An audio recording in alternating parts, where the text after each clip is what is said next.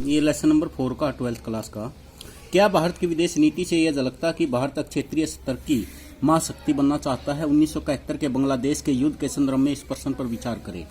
क्या भारत की विदेश नीति से ये झलकता कि भारत क्षेत्रीय स्तर की महाशक्ति बनना चाहता है? तो भारत की विदेश नीति से यह बिल्कुल नहीं झलकता कि भारत क्षेत्रीय स्तर की महाशक्ति बनना चाहता है। 1971 का बांग्लादेश युद्ध इस बात को बिल्कुल साबित नहीं करता। बांग्लादेश के निर्माण के लिए स्वयं पाकिस्तान की पूर्वी पाकिस्तान के प्रति उपेक्षापूर्ण नीतियां थी। भारत एक शांतिप्रिय देश है, वह शांतिपूर्ण सह अस्तित्व की नीतियों में विश्वास करता आया है, कर रहा है और भविष्य में भी करेगा। भारत ने क्षेत्रीय महाशक्ति बनने की आकांक्षा कभी नहीं पाली। हालांकि इसके पड़ोसी उस पर इस तरह के आरोप लगाते रहते हैं। भारत ने बांग्लादेश युद्ध के समय भी पाकिस्तान को धूल चटाया, पर उनके सैनिकों को ससम्मान रिहा कर दिया।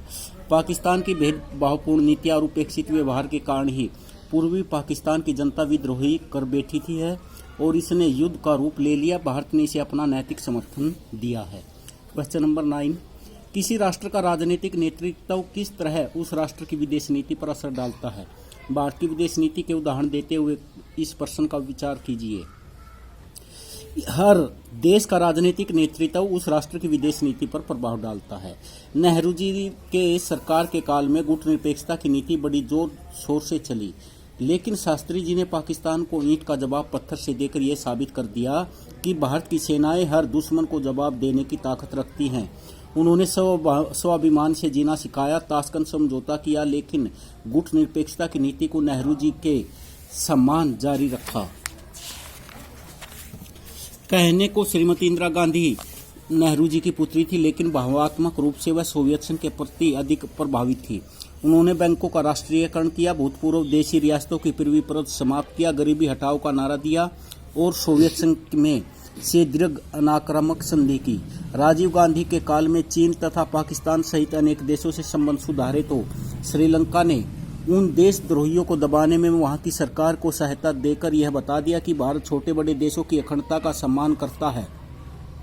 कहने को भारतीय जनता पार्टी के नेतृत्व वाले एनडीए की सरकार कुछ ऐसे तत्वों से प्रभावित थी जो सांप्रदायिक आक्षेप से बदनाम किए जाते हैं, लेकिन उन्होंने चीन, रूस, America, Pakistan, Bangladesh, Sri Lanka, Germany, Britain, France आदि सभी देशों से विभिन्न क्षेत्रों में समझौते करके बस, रेल, वायुयान, उदारीकरण, उन्मुक्त व्यापार, वैश्वीकरण और आतंकवादी देश हित में होगी ये आतंकवादी विरोधी नीति को अंतर्राष्ट्रीय मंचों और पड़ोसी देशों में उठाकर यह साबित कर दिया कि भारत की विदेश नीति केवल देश हित में होगी, उस पर धार्मिक या किसी राजनीतिक विचारधारा का वर्षाव नहीं होगा।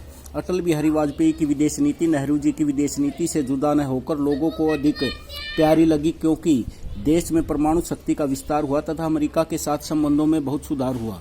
जय जवान के साथ आपने नारा दिया, जय जवान, जय किसान और जय विज्ञान का। अब है क्वेश्चन आगे। भारत को जब आज़ादी मिली तो उस वक्त देश के समक्ष प्रमुख सवाल क्या था? उस प्रमुख सवाल था पुनर्निर्माण का। द्वितीय विश्व युद्ध के बाद दुनिया के विभिन्न देश किन दो खेमों में बटे हुए थे? संयुक्त राज्य अमेरिका और सोवियत संघ। दूसरे विश्व युद्ध के दौरान नेताजी सुभाष चंद्र बोस ने किस संगठन की स्थापना की? इंडियन नेशनल आर्मी (INA) की। भारत के प्रथम प्रधानमंत्री या विदेश मंत्री कौन थे? जवाहरलाल नेहरू। नेहरू की विदेश नीति के 3 बड़े उद्देश्य क्या थे? कठिन संघर्ष में से प्राप्त प्रभुसत्ता को बचाए रखना, क्षेत्रीय अखंडता को बनाए रखना, तेज रफ्तार से आर्थिक विकास करना। किन दलों का मानना था कि भारत को यह अपनी विदेश नीति अमेरिका के पक्ष में बनानी चाहिए? भारतीय जनसंघ स्वतंत्र पार्टी था कि भारत को अपनी विदेश नीति अमेरिका के पक्ष में बनानी चाहिए। शीत युद्ध के दौरान भारत किस खेमे में शामिल था? शीत युद्ध के दौरान भारत किसी भी खेमे में शामिल नहीं था। शीत युद्ध के दौरान अमेरिका किस संगठन का निर्माण किया? नाटो का। 1956 में ब्रिटेन ने मिस्र पर क्यों आक्रमण किया? सवेज नहर के मामले को लेकर मिस्र पर आक्रमण किया। नेहरू के नेतृत्व में मार्च 1947 में भारत ने किस सम्मेलन का आयोजन किया? एशियाई संबंध का। अब है इसमें गुटनिरपेक्ष आंदोलन में भारत की भूमिका बताइए। गुटनिरपेक्ष आंदोलन में भारत की भूमिका। भारत ने गुटनिरपेक्षता की नीति को अपनाना और उसे एक आंदोलन का रूप दिया। वास्तव में गुटनिरपेक्षता का विचार संसार को भारत ने दिया था। आरंभ में तो कुछ देशों ने इस नीति को तटस्थता कहा और कुछ ने इसे अवसरवाद की संज्ञा दी। सर्वप्रथम बांडुंग सम्मेलन में गुटनिरपेक्षता। बांडुंग सम्मेलन कब हुआ था? 1949 में। के सिद्धांत में भारत के अतिरिक्त अन्य देशों के द्वारा आस्था प्रकट की गई। इसमें 29 देशों में भाग लिया था। पंडित जवाहरलाल नेहरू ने कहा था कि यह बड़े शर्म और अपमान की बात है कि कोई एशियाई अफ्रीकी देश किसी गुट का दुश्मन बनकर जिए और स्वतंत्र पहचान को खो दे। भारत की विदेश नीति की प्रमुख विशेषताएं क्या थी? विदेश नीति का स्वतंत्रता पूर्वक निर्धारण। भारतीय विदेश नीति की यह विशेषता थी कि इसका स्वतंत्रता पूर्वक निर्धारण किया गया।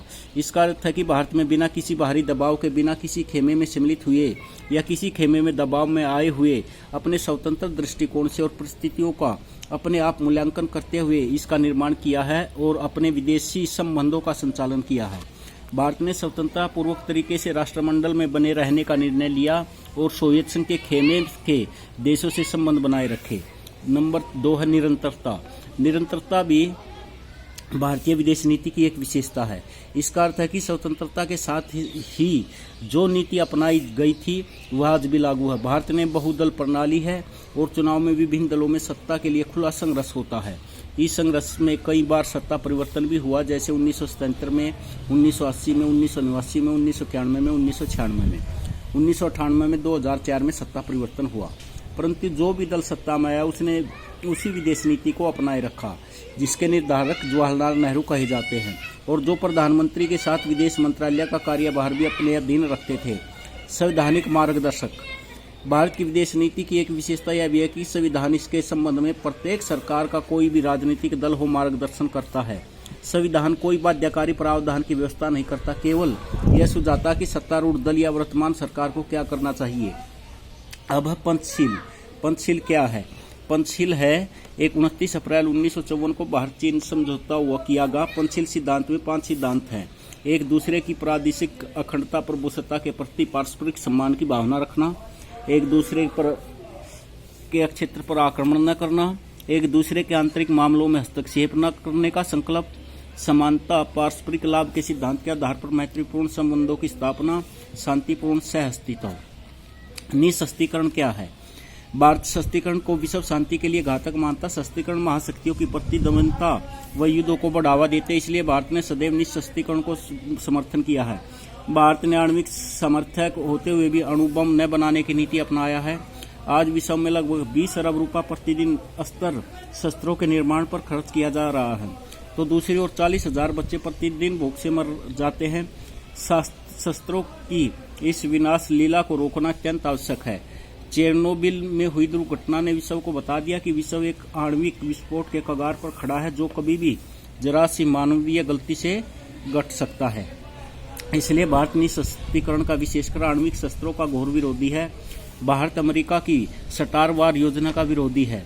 निःशस्त्रीकरण के प्रयासों को गति देने के लिए 1985 में दिल्ली घोषणा की गई, जिसको भारत के तत्काल प्रधानमंत्री राजीव गांधी के साथ मैक्सिको के राष्ट्रपति श्री मैट्रिड, स्वीडन के भूतपूर्व प्रधानमंत्री श्री पाल्मे, यूनान के राष्ट्रपति श्री पापेंद्रू, अर्जेंटीना के राष्ट्रपति श्री अल्फोसिन तथा तंजानिया के राष्ट्रपति श्री नेरे ने जारी किया था। साम्राज्यवाद का विरोध। भारत द्वारा साम्राज्यवाद का विरोध स्वाभाविक है, क्योंकि भारत स्वयं साम्राज्यवाद का शिकार रहा है। इसलिए भारत ने सदैव साम्राज्यवाद और साम्राज्यवादी नीतियों का डटकर विरोध किया है। इसलिए भारत ने डचों द्वारा इंडोनेशिया पर पुनः सत्ता स्थापित करने का विरोध किया। लीबिया, ट्यूनीशिया, मलाया, वियतनाम इत्यादि की स्वाधीनता पर बल दिया। भारत आर्थिक साम्राज्यवाद का विरोधी है। इसमें साम्राज्यवाद, इंपीरियलिज्म का भारत हमेशा विरोधी रहा है। अक्षेत्रीय सहयोग। भारत क्या है? क्षेत्रीय सहयोग को भी बढ़ावा देता है। आपस में भाई सारे देश मिलकर रहे, पड़ोसियों के साथ अच्छे संबंध हो, इसके लिए सार्क समझौता किया गया 1985 में।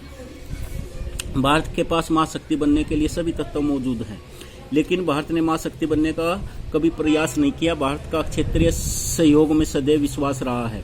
भारत ने कभी भी क्षेत्रीय पड़ोसी राष्ट्रों पर दादागिरी नहीं चलाई, जैसा कि महाशक्ति करती रहती है। क्षेत्रीय सहयोग को मूर्त रूप देने के लिए भारत के प्रयासों को 1985 में सफलता मिली, जब दक्षिण एशियाई क्षेत्रीय सहयोग संघ, south Asian association for regional cooperation की स्थापना की गई, जिसे संक्षेप में सार्क कहा जाता है।